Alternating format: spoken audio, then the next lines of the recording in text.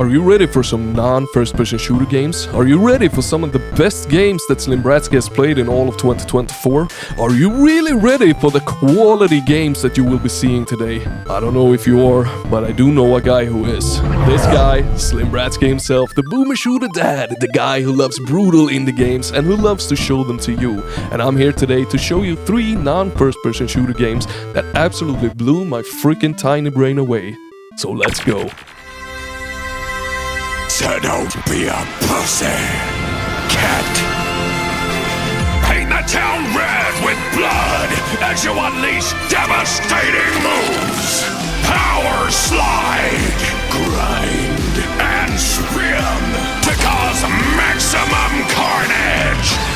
Explore levels, save the world, and look cute while you do it. This game, my friends, is so damn good, it challenges even the greatest of the greats. So what is it, you might ask? Well, simply put, it's carnage at its absolute finest.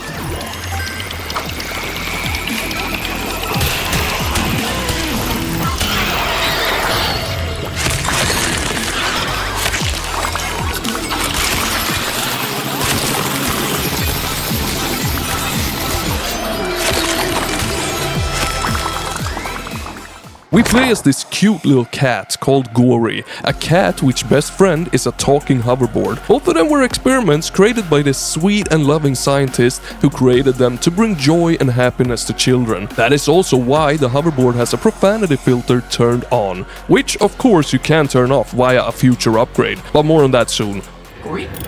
Wait a minute. What the f*** are you doing in the airlock? My child-friendly software won't let me swear, but I'm f***ing serious.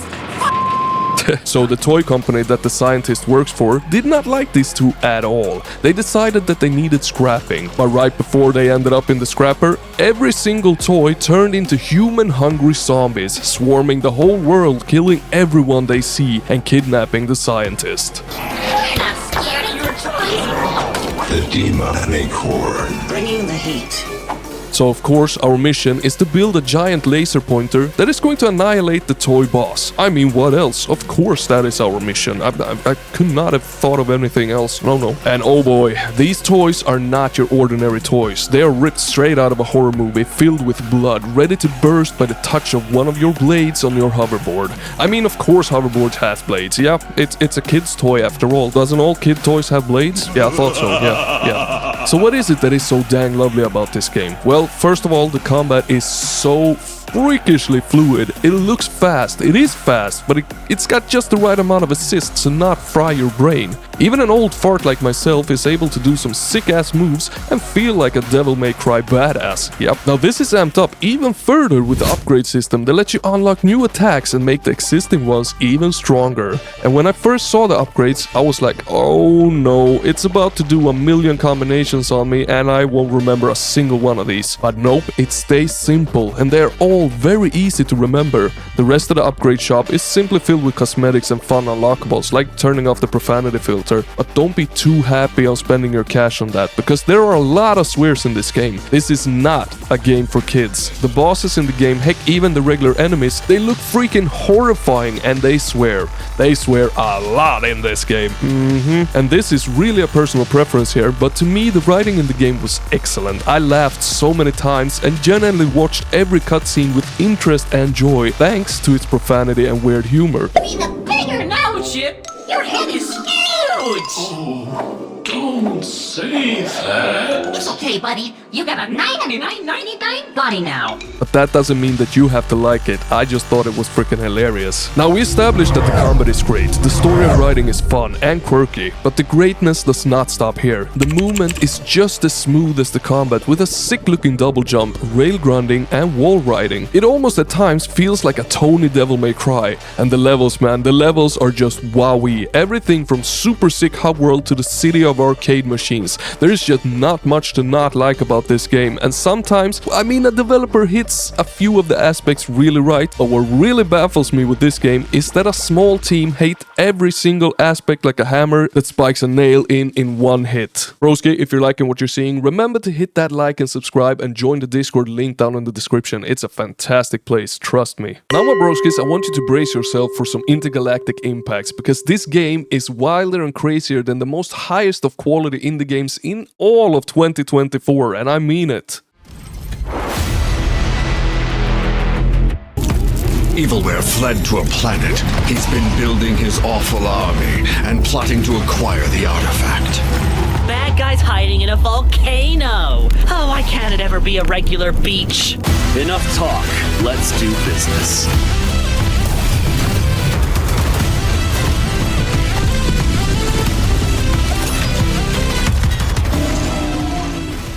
The best possible indie Ratchet & Clank that a gamer could ever dream of. Yes, that is exactly how freakishly good Akimbot is. I told you at the start that I played some insanely good indie games, and I truly mean it. And this is of course one of them. Now, if you're not 100% familiar with what Ratchet & Clank is, well, essentially what it is a third-person platformer with melee and gun combat. Now, Akimbot is exactly that, but the 7-man team that developed this game has not held back on a single thing here. To even think that this game, that is very much comparable to a AAA platformer but only costs $20 freaking is mind-blowing. Now, one of the things that Ratchet & Clank is very much known for is its fluid movement and combat, accompanied by some very extremely smooth and almost Pixar quality animations. And while Akimbot does not reach that exact level, it is extremely close to it. It literally takes seconds to get accustomed to the controls and how the movement feels, and it feels so freaking good. And quickly the game starts introducing platforming for you to play around with amazing movement, and more or less at the same time the combat is introduced, both of which evolves as you progress in the game. I'm gonna drink oil out of your faceplate tonight!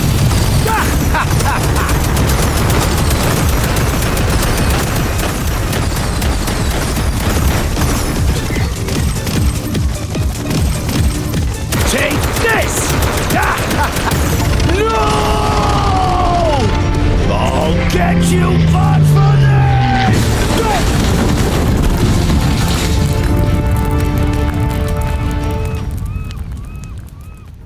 Now, when it comes to the movement, simply more and different kinds of platforming segments are introduced, like wall running and a grapple hook.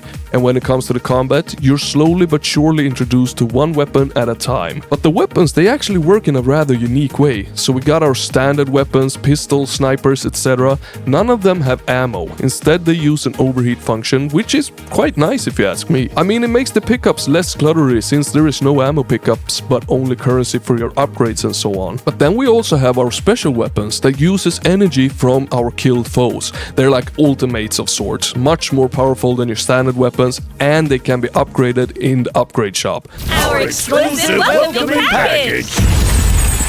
As our esteemed first and currently only client, you're entitled to a free weapon gift. If our gift is to your liking, please don't hesitate to return. We'll be here awaiting your next visit.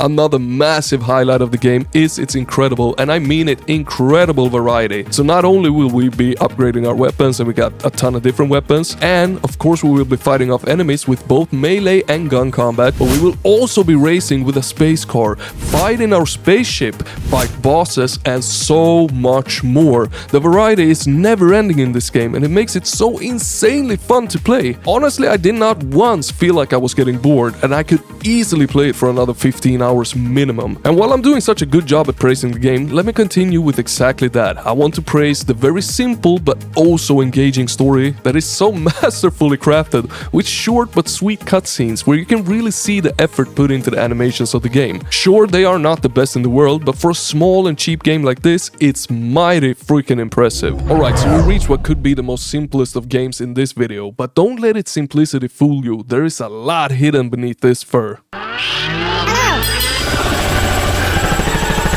Expect sandboxing, puzzle solving, and gun-slinging action in the platform epic you never knew could exist. Hold on to your nuts. Bye-bye! The food chain's got a new hierarchy. So squirrel with a gun, my friends. Squirrel with a gun. I wasn't 100% sure what to expect from this crazy game, but what hit us after many trials and errors in the tutorial... Oh my... No! Why is this like the hardest game in the galaxy? Was a sandbox world. A sandbox world very much in the style of Goat Simulator. A sandbox world so crazy that I have had a hard time grasping my mind around what this game really is. You play as a squirrel who accidentally mistakes a computer chip for a nut. He eats it and becomes an unstoppable killing machine.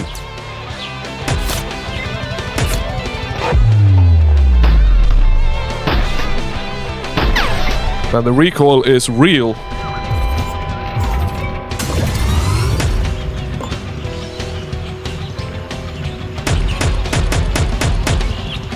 Why is the roof regrowing? It's because it's a realistic game, sir. Now your goal is simply to find as many golden and regular nuts as you possibly can, but it's way easier said than done. Some areas are locked off by upgrades that you need to acquire, and some areas are just so wild and crazy that you don't even know where to start. And other areas are simply your regular puzzles and platforming segments. What the hell am I doing?